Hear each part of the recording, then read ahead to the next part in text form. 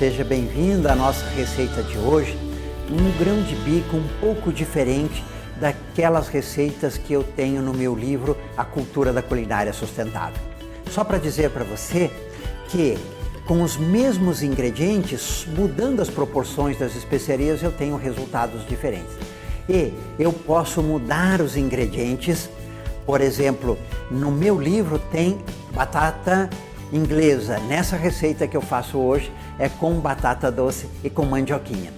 Pequenas alterações dão um novo sabor, dão uma nova dimensão. Acompanhe comigo e essas filmagens feitas pelo Fernando Ribeiro, quando você quiser uma filmagem de qualidade, converse com ele. O Fernandinho sempre traz umas filmagens extraordinárias.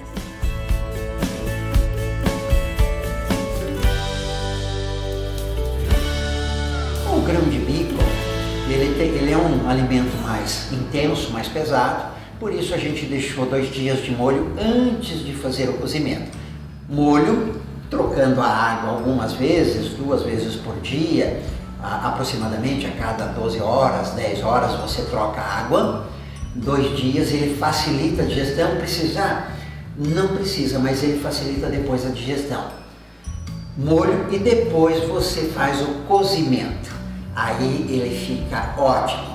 É um alimento assim como o feijão também é um alimento mais denso, mas ele é extremamente rico. O cozimento leva aproximadamente 1h30, 2 horas, se você fizer sem não colocar na panela de pressão. Colocar na panela de pressão tem um risco, porque como o grão de bico tem uma casca, se essa casca escapa e tampa a válvula, na panela de pressão tem um risco de explodir. Por isso, se você for cozer na panela de pressão, você coloca um espaço entre o grão de bico e a tampa, um espaço considerável para não ter esse risco. Os ingredientes do nosso grão de bico ao leite de coco. Aqui tenho pimenta calabresa, a pimenta e o sal sempre a gosto, curry, manjerona, fumaça em pó. Fumaça em pó é muito interessante porque dá um sabor de defumado. Aqui temos o louro, a mostarda em grãos. A diferença da mostarda ele dá um certo amargo, claro que esse amargo não aparece. O cominho e o cúmel. O cúmel ele dá um sabor levemente amentolado, aquela ideia, no escurinho do cinema, chupando drops de anis. Quer dizer, o cúmel ele dá esse pequeno gosto, ele é bem mais leve que o anis, mas dá esse mentolado do anis. Por isso é um sabor interessante. O cominho também tem esse mentolado, mas é menor que o cúmel. Então um reforça o outro nesse aspecto. Especiarias frescas, alecrim e sálvia. As especiarias frescas dão um outro patamar na culinária. Mandioquinha picada em rodelas, pera bem fininho, porque a pera aqui neste prato é tempero,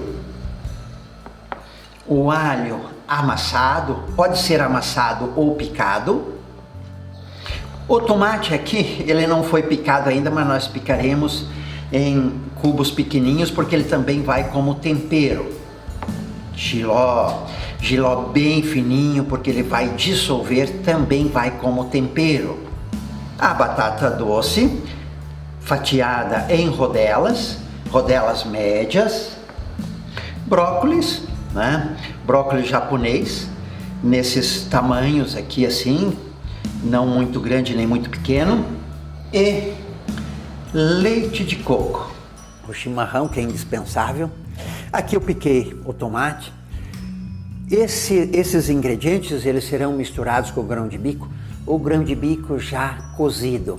Então o grão de bico que está na panela já foi cozido e aí eu vou colocar em etapas. As especiarias que são em grãos nós fritaremos com o alho. Quando eu frito as especiarias, o sabor ele fica muito mais intenso. E aí Só que eu não posso fritar as especiarias em pó, porque não vai dar muito certo. Junto com o alho. O tempo de fritura aqui é quando o alho estiver douradinho ou começar a pipocar a mostarda. Aqui agora, olha, o alho aqui já fritamos, o alho relativamente branco ainda, ele está começando a dourar. Então você pode deixar nesse ponto, poderia dourar um pouquinho mais, mas assim já está ótimo. Aqui o grão de bico já cozido, reparem no tamanho da panela, né? É muito grão de bico. E agora vamos colocar alguns ingredientes. A pera, como é tempero, ela está bem picadinha.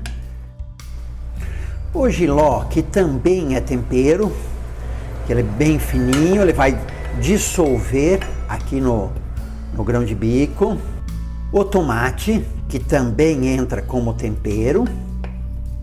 E aí eu deixo isso aqui cozendo mais um pouco para esses temperos incorporarem. Colocamos as especiarias fritas em grão com o alho e com o louro, com as folhas de louro. E colocamos as demais especiarias. Mexemos. Aí eu deixo um tempo, aproximadamente aqui, uns 40 minutos, para as especiarias incorporarem no grão de bico, para depois eu colocar os outros ingredientes. O brócolis japonês, a mandioquinha, a batata doce, o leite de coco. A batata doce e a mandioquinha, elas precisam ficar cozidas, mas não muito, porque elas começam a desmanchar. Então, para colocar em pedaços, para as pessoas se servirem em pedaços, deixe cozinhar enquanto a mandioquinha e a batata doce levam mais ou menos o mesmo tempo. Aí você simplesmente, quando ela estiver quebradiça, pronto, estará no ponto. As especiarias frescas a gente coloca no final, porque os odores, eles são voláteis.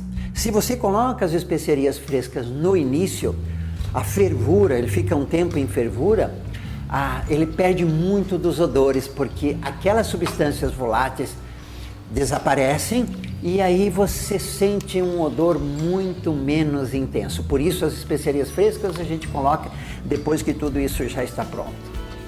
Muito obrigado por você estar comigo nesta jornada de fazer uma comida sustentável para você, para o planeta, uma comida de alto valor nutritivo. E mais uma coisa extremamente relevante: o que há de mais magia em sentarmos à volta da mesa e partilhar o pão? O pão, hoje, grão de bico.